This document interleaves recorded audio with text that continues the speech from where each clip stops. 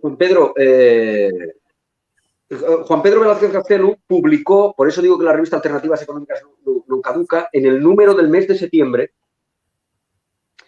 un reportaje sobre una cosa que yo desconocía absolutamente, que es el concepto esto de residencias para gente mayor cogestionadas, ¿no? Entonces, yo empecé a leer y pensé, digo, pero esto yo no lo había escuchado nunca, ¿no? Sí. Bueno, es un modelo relativamente nuevo que empezó en países escandinavos como Dinamarca y Suecia, y lo que se trata es de una manera distinta, alternativa, de vivir los últimos años. En lugar de irte a una residencia convencional o de vivir con familiares o vivir solo en tu propia casa, pues son gente, amigos o gente con afinidades que se junta y promueve y desarrolla su propia residencia. Y son lugares en los que se convive, en los que cada uno mantiene, por un lado, su propia independencia en su propio apartamento, pero al mismo tiempo comparte instalaciones comunes con el resto de los residentes. Lo más importante es que al ser autogestionadas son los propios residentes los que toman absolutamente todas las decisiones libremente, en lugar de estar sometidos a una disciplina como en las residencias convencionales. En estas residencias autogestionadas de mayores se toman todas las decisiones de manera democrática. Desde las decisiones más pequeñas a las decisiones más importantes, las decisiones del día a día y las grandes decisiones de grandes gastos económicos para mantener las residencias. Esa es un poco la idea. Yo he leído el par de piezas más la entrevista que completaban el especial este del número de septiembre de Alternativas Económicas. Por tanto, las preguntas que yo te haré ahora, intentaré no vamos a explicarlo todo, porque yo lo que digo siempre es váyanse y cómprense o suscríbanse a Alternativas Económicas y así aprenderán cosas nuevas cada mes, ¿no? Por tanto, no lo vamos a explicar todo, pero sí que, claro, la gente dice, bueno, ahora esto, gestión, cooperativa, los nombres son siempre muy rimbombantes, ¿no? Pero después hay esto, que es el detalle más absoluto. Entonces, voy a hacerte un par o tres de preguntas para que la gente entienda exactamente de qué estamos hablando o cómo funciona, ¿no? Has dicho esto del funcionamiento democrático, pero claro, montar una residencia en un edificio, en un espacio, en un terreno, donde sea y tal, no se hace en 2 días. La pregunta es, cuando se proyecta esto, ¿qué edad tiene la gente que lo proyecta? Sí, estos proyectos... Claro, sí, perdona, estos proyectos hay que hacerlos, hay que ir preparándolos o concibiéndolos con bastante antelación. La mayor parte de la gente con la que yo he hablado, que ya vive en este tipo de residencias, empezó con 40 y muchos, 50 y pocos. ¿Por qué hay que empezar a hacerlo tan pronto? Porque es un proceso largo y es un proceso complicado y sobre todo hay que ahorrar. Porque para poner en marcha un proyecto de este tipo, lo más conveniente es haber estado ahorrando durante 10, 15 años para, llegado el momento de poner en marcha el proyecto, la construcción de la residencia, pues tener ya un capital acumulado. Por eso es conveniente empezar haciéndolo, eso, en torno a los 50, 55 años. Porque más o menos la media desde que se concibe el proyecto y se pone en marcha hasta que la gente empieza a vivir, se acerca a los 10 años. Hay gente que puede conseguirlo en 8 si les va muy bien y hay gente que tarda 12 o 15 años en poner en marcha, vamos, en comenzar a vivir en este tipo de residencias. Por eso conviene empezar a pensar en ello pronto. Es que yo estaba leyendo el reportaje y pensaba, digo, mira, yo estoy en esa edad ahora que podría empezar a hablar con amigos para empezar a montarlo, ¿no? Porque, claro, uno tiene ya 40 y largos, ¿no? Y dices, hombre, coges unos amigos y tal y montas todo esto, ¿no?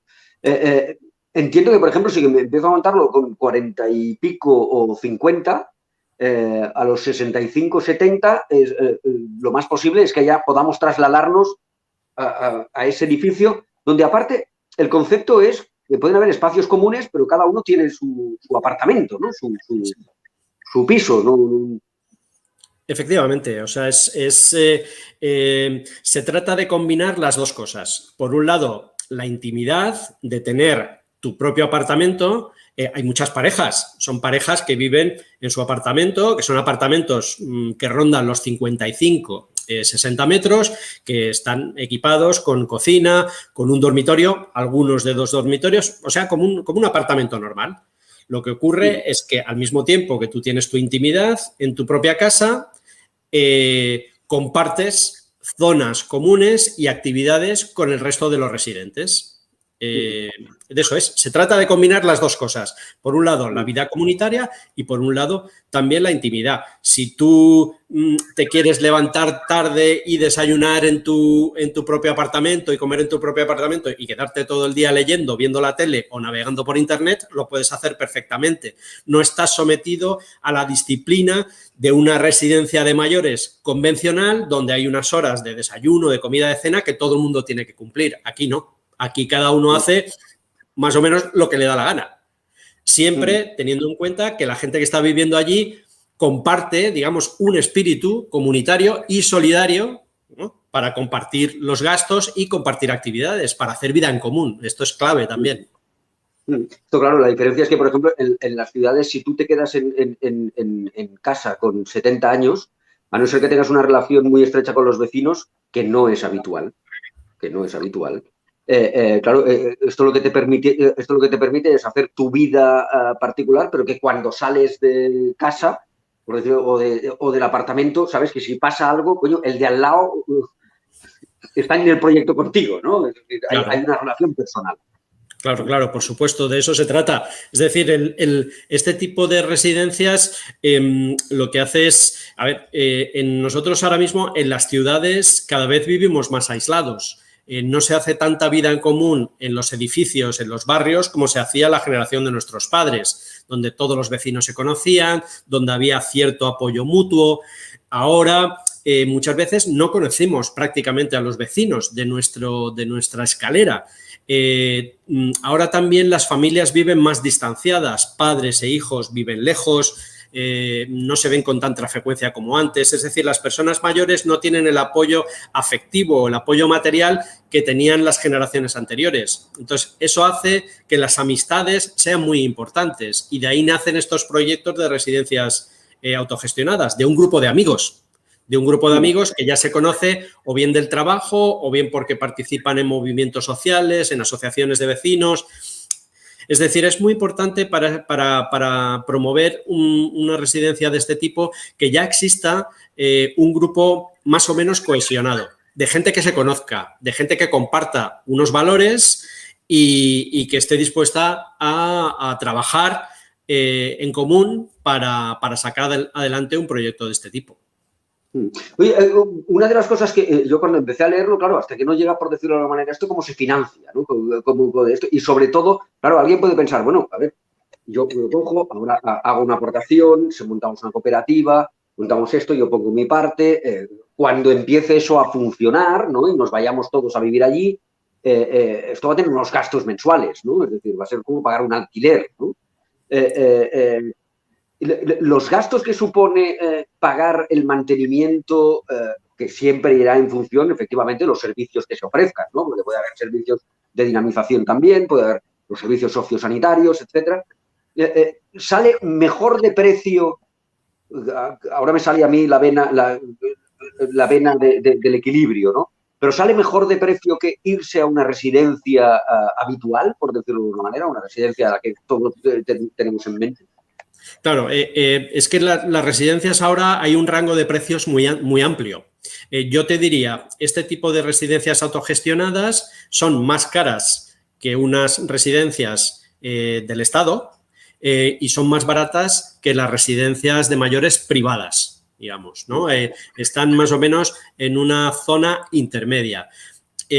¿Cómo se financian este tipo de residencias? Fundamentalmente con las aportaciones de los socios. En España el modelo predominante de sociedad es una cooperativa. Entonces, al formarse la cooperativa, los socios, cuando el proyecto se pone en marcha, van haciendo aportaciones mensuales y se va acumulando un capital que luego permite hacer la construcción del edificio y comenzar a vivir allí. En el momento en que la gente empieza a vivir en estas residencias, se paga una cuota mensual para financiar los gastos comunes.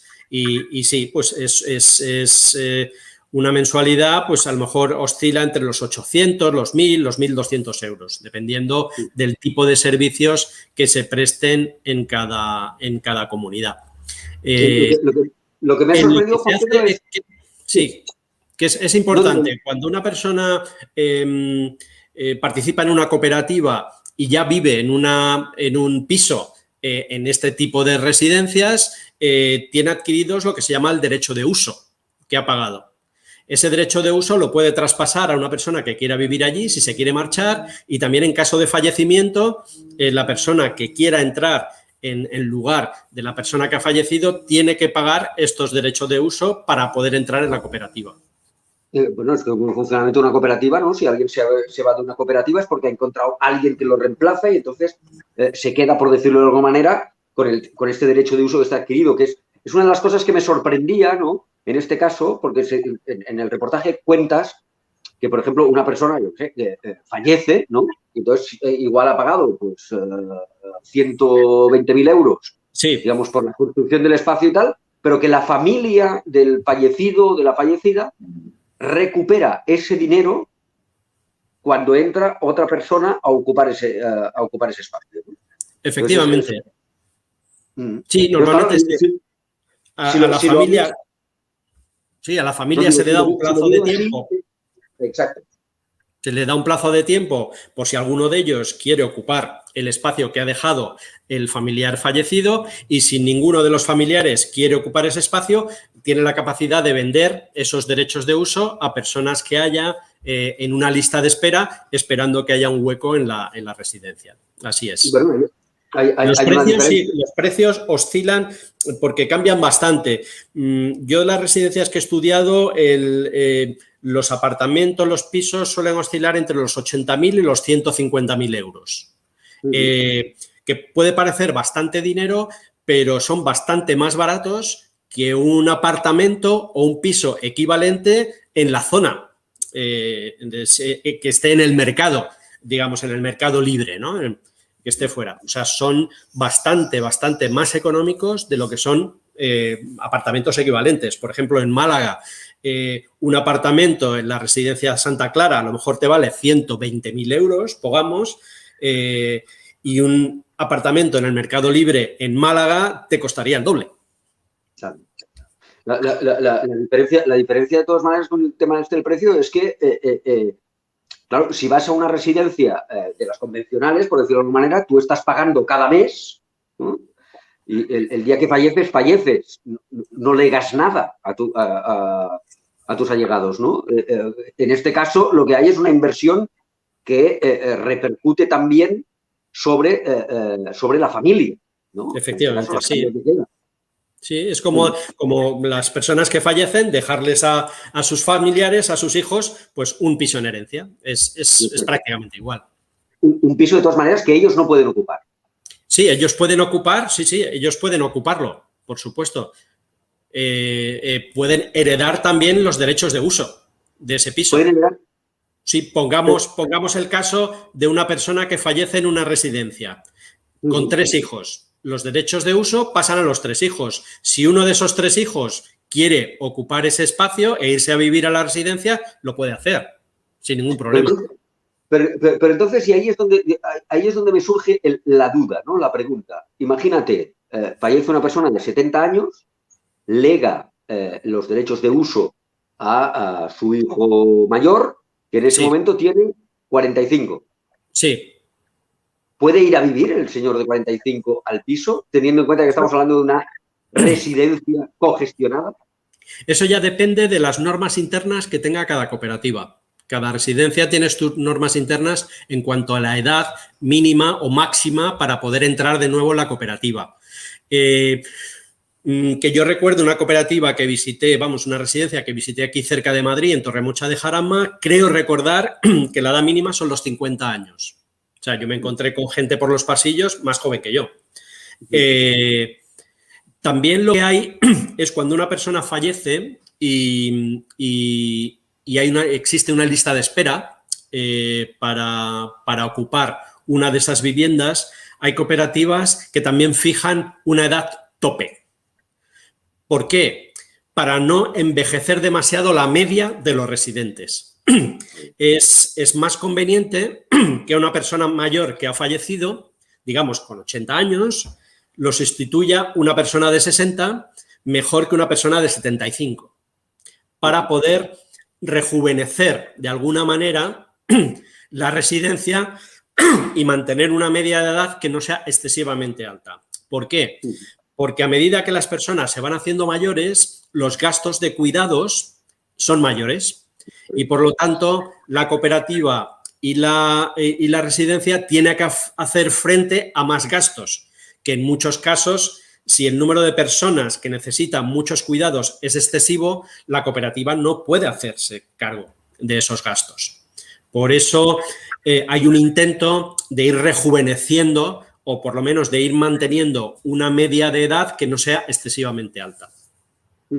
Esto todo las cooperativas están aprendiendo, puesto que la más antigua que hay en España funcionando, que es Santa Clara, la de Málaga, que es la pionera, solo lleva 20 años. O sea que algunas tienen 15, otras tienen 10, otras tienen 5, o sea, están aprendiendo, digamos, sobre la marcha. Estaba mirando el dossier que publicasteis en septiembre, se llama Vivir juntos y en libertad. Tiene 1, 2, 3, 4, 5, 6, 7, 8, 9, 10 páginas, ¿no? Dedicadas a las residencias congestionadas. A mí me pareció muy interesante, se había descubierto algo. Yo conocía el mundo de la cooperativa, por decirlo de alguna manera, en la que la gente se junta para hacer un edificio y vivir, ¿no? La cooperativa inmobiliaria pura y dura, ¿no? Pero no adaptada al objetivo de la residencia de ancianos. Oye, tú que has hecho este reportaje en los últimos tiempos, ya sabemos que lo que sucedió en las residencias en este país durante la pandemia fue dramático, pero dramático, y que puso al descubierto determinadas condiciones y sobre todo la falta de control de la administración, ¿no? En el caso de estas residencias congestionadas, ¿qué impacto tuvo el COVID allí? Ha tenido también bastante impacto, sobre todo en la primera ola, cuando nadie sabía muy bien en qué consistía esto de la pandemia. Pero entre todos, más o menos, desde muy pronto, se establecieron una serie de medidas de protección de los residentes que probablemente fueron más rápidas, fueron más rápidos en hacerlo, en establecer estos controles de protección, que las residencias públicas que dependen de las comunidades autónomas y que la toma de decisiones es muchísimo más lenta. En las residencias autogestionadas, la toma de decisiones es muy rápida.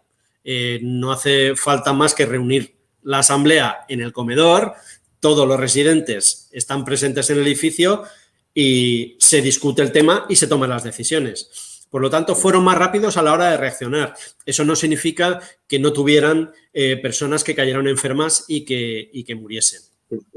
Hay un problema que ha surgido también ahora en algunas residencias, es que hay una minoría de residentes que no han querido vacunarse.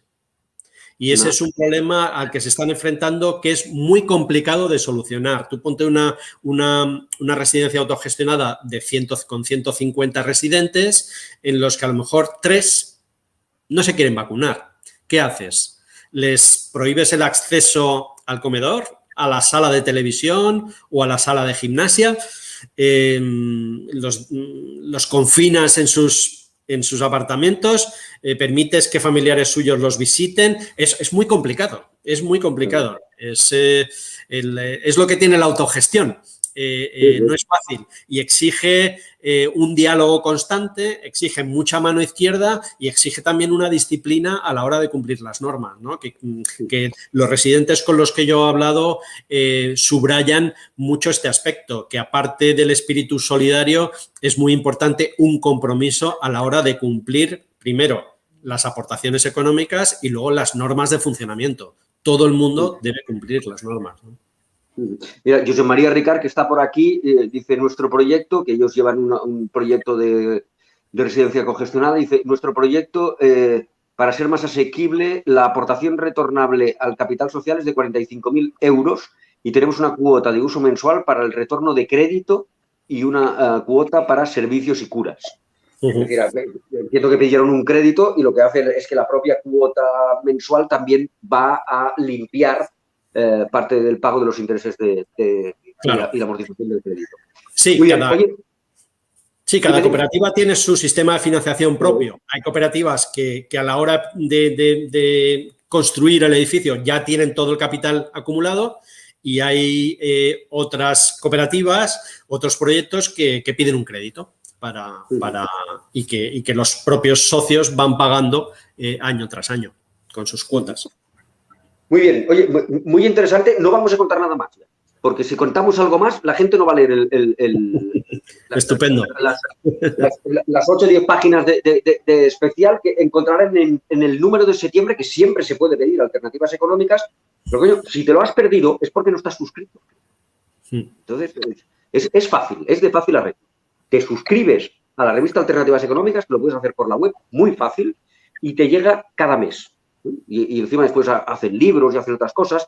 Y oye, yo cada mes pues voy intentando aprender alguna cosa nueva. Este mes aprendí que existía esto, las residencias cogestionadas, de la cual cosa yo no tenía ni idea. Está bien ser un ignorante en algunas cosas, porque así, cuando te enseñan algo, pues haces esa cara y decir, hostia, ¿pero esto existe? ¿No? Aún hay capacidad de sorpresa. Juan Pedro Velázquez Cafteru, muchas gracias. Continúe usted investigando, publicando e iluminándonos. Gracias a vosotros. Un placer.